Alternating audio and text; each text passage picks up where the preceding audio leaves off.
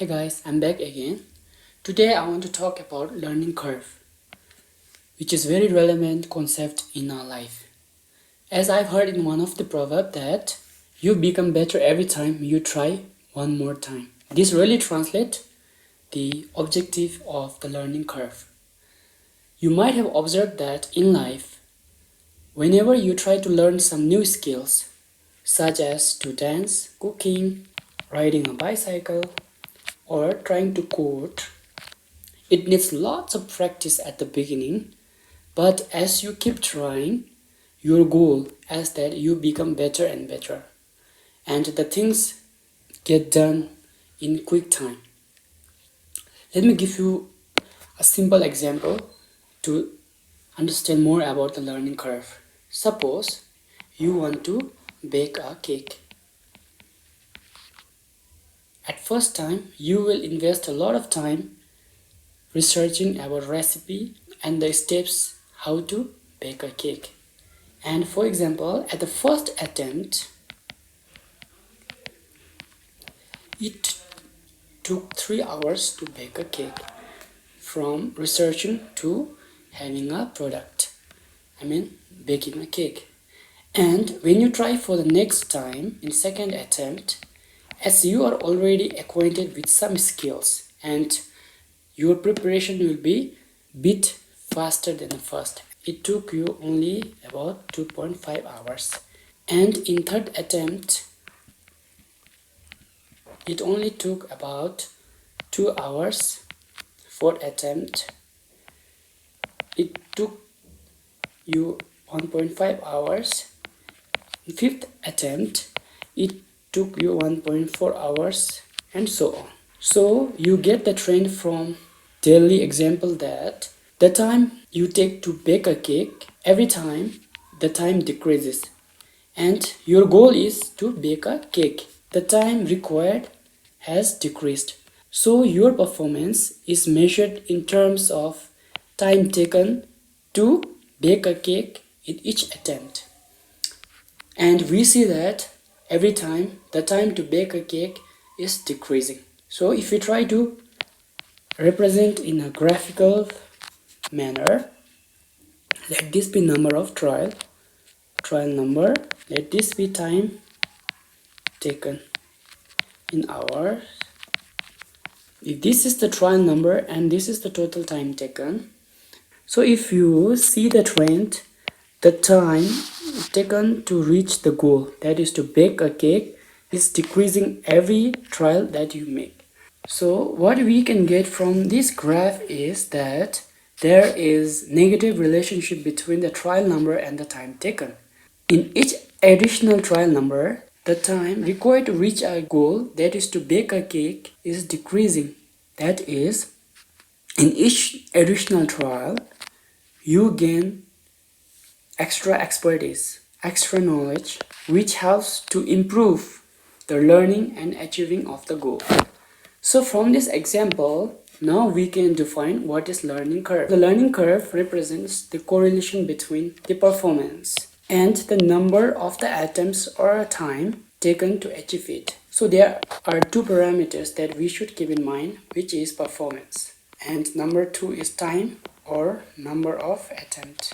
So it has been our common knowledge that as the number of attempts increases, your performance will gradually increase because of the expertise that you have learned. As you try more and more, you will increase your talents and skills and expertise, which will take less time to achieve this certain performance. And this also translates to the performance of the workers or laborers in the industry. As the time passes, the workers will become better and better, and the output will gradually increase. And also, the initial investment of capital and time for the workers to learn the expertise that is required in the job is more at the beginning.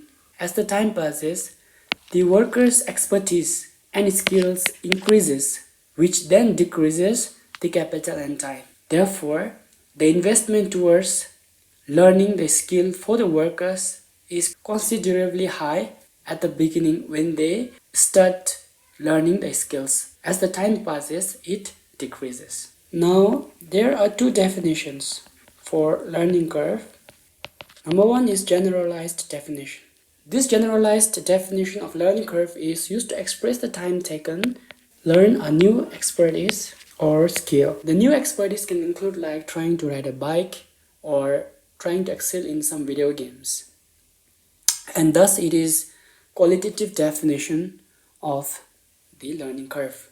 The another definition is measured learning curve. Measured learning curve is the mathematical formula which is more quantitative, and it uses some common formulas for quantifying the learning curve, which is quantifying how much expertise you have gained and improvement that you have showed in the output, which is the performance. So this measured definition we will explore more in the next video. This measured definition is also very useful in industrial engineering, where it led us to calculate the number of working hours that can be decreased subsequently as the number of batch of the production increases. Now let's talk about general representation of learning curve. As we have seen in the definition that it is the graphical representation, and it is the correlation between the performance and the number of atoms or time required to achieve or to complete the task. So there are two parameters. Number one is performance and number two is time taken or number of atoms. The general curve of the learning curve follows like that. In the y-axis there is performance and in x-axis there is time. This time translates to time taken to complete the or to have the performance. So there are three regions, as different types of people takes different amount of time to learn a skill. So some people will take less time to learn a skill. So some people will take less time to learn a skill, which is fast learner. And some people takes bit longer time to learn a skill, which we can say slow learner. And whether it is fast learner or slow learner, as you keep learning, finally you will gain the expertise. You will become expert. So how the time and the performance is related to the fast learner is, we know that for the fast learner, they require less time to excel the skill. Or for the fast learner, the graph will be steep because they will acquire the required knowledge to achieve the performance in short period of time. For the slow learner, although they will show improvement as the time passes and as they make more and more attempts, however, the rate of which they show the performance will be lesser than the fast learner. The slope of the progress will be lower than the fast learner, which is it will be lower but the slope will increase. As you gain the knowledge and enough expertise, there will be a time where you will become expert, you will become well off with the concept and the skill, and there reaches a threshold where your knowledge and expertise and the performance will balance each other, which is it will plateau, which means you have reached to the maximum level of performance that you can show according to your expertise.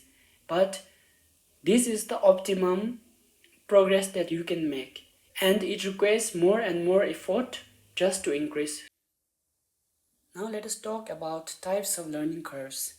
There are 4 types of learning curves based upon the relationship between the time taken and the performance and how the rate of the progress is shown. They are diminishing returns, increasing returns, S-curve, and complex curve. First, let's talk about diminishing return. This kind of learning curve has rapid progression at the start of the learning, whereas the rate of learning will plateau, will diminish as the time passes, and it goes like this. As you can see that at the initial phase of the learning, whereas this time T1 here, the performance has drastically increased, but from here to T2 we can see that the performance has increased but not drastically as within the time of t1. In the duration of t1, we can see the slope of the curve is much greater than the slope of the curve in the t2 duration, which means that at the initial phase, person has shown a drastic improvement in the performance, whereas in the later part of the time, his rate of increase has decreased. So this kind of pattern is called the diminishing returns. Now let's talk about increasing return. Increasing returns is just opposite for the diminishing return. It goes something like this. At the beginning, the rate at which the person learns the skill is lower, but at the later part of the time, as the time passes, as the person gains expertise, they show the drastic improvement in the performance. This one let be T1 and from here be T2. From 0 to T1 there is minimal increase in the rate of progression, which means the slope of the curve is very low. The person takes a lot of time and capital investment to learn a skill. From this point, the performance drastically increases, which means that from here the person gains expert and he uses this expertise to do the job, whereas the performance drastically increases. So this kind of pattern is shown by increasing returns. Now let's move to third form of learning curve, which is S-curve. In this, it is the mixture of the slow learning, which is shown in T1. This is a mixture of slow learning, but as they invest more time and capital, the person gains expertise and the performance drastically improves and improves till the point so that the expertise and the performance balances and it plateaus out, it flattens out, and it forms a S-shaped curve. As you can see from the figure that this time T1, the person learns a skill in very minimal rate, which means the performance increases but not as fast as here, which means that the performance increases but very slowly. But from this point till this point, let this be T2, okay? We can see that there's drastic improvement of the performance over the time, which means from this point, a person has learned the expertise. It has become expert, but from this point, let this be T3. From this point, the performance and the expertise is balanced, which means from here, a person needs to invest more in the skill learning in order to increase the performance. Fourth type is complex curve. It also takes account of the progress and tracking of the progress. It also shows that the measured task is challenging to learn and takes certain amount of practice before learner can achieve proficient. So this is the complex curve. If you see this, there are 4 stages, which is stage 1, stage 2, stage 3, stage 4 and stage 5. At the stage 1, it indicates that there is a slow initial learning phase, which means that it requires more time and capital to learn the expertise, and the graph has a lower slope. At the stage 2, the productivity increases because you have learned more skills and you have invested considerable amount of time, so the production increases.